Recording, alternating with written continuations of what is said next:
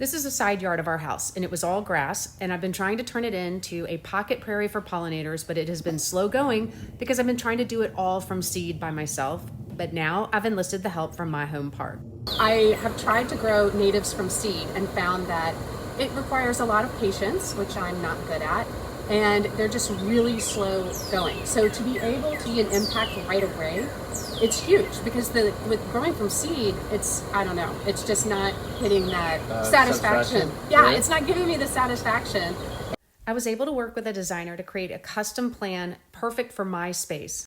I was able to go to the My Home Park website and put in all the relevant information, like the type of sun exposure I have here, the type of soil, and even what colors of flowers I like. Once we finalized the design, I received a specific planting plan, and right now we're looking at that to reference where to place the plants before planting. Sometimes My Home Park has to make substitutions based on what the growers have available, but they let you know what substitutions they've made, and they are very similar to the original plant.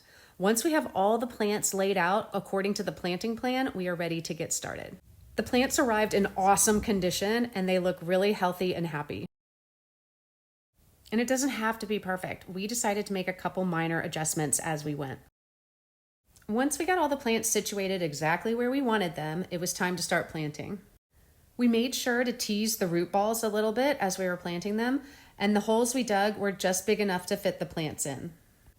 One thing about this process that was especially helpful for me was that the design is going to have the taller growing plants in the back and the shorter growing plants in the front.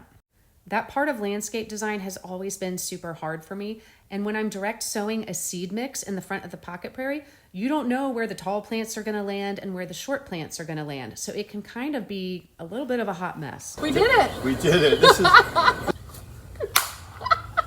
You guys made it easy because I was able to know what is native to my area, get all the plants in one place, put them in the ground per your planting plan, and voila. This is amazing. I've never seen anyone plant as fast as you. Oh, really? Yeah. You're 2x my speed. I take that as a huge compliment. I'm going to keep everybody updated on what's going on with the pocket prairie. You'll be able to see the difference of the first half that's from seed versus the second half, which is from transplant. And I think it's going to be an awesome comparison. My Home Park recommends watering once a day for the first month after the plants are planted, and then 1 to 2 times a week for the first year, just to help them get established. Depending on your wildlife pressure, you may want to put some protection on these newly planted plants. I've put in place a couple different types of protection. I've got some chicken wire over some of the taller plants, and then I have some mesh fencing. This is not the same as bird netting. You'll notice that the holes in this are much wider. Wildlife will not get caught in it like it will with bird netting. Deer spray is also an option, but I'm no spray, so I'm using physical barriers. All right, here's a final peek of the day of planting. Remember, this is the front of the pocket prairie. This is what I'm growing from seed or from propagating plants that I already have. And yeah, it's really spotty. It has not filled in well, and direct sowing from seed is just super slow going. I am really excited for later this summer when I think we'll be able to see a good comparison from the front half started from seed and the back half started from transplants from My Home Park. So stay tuned.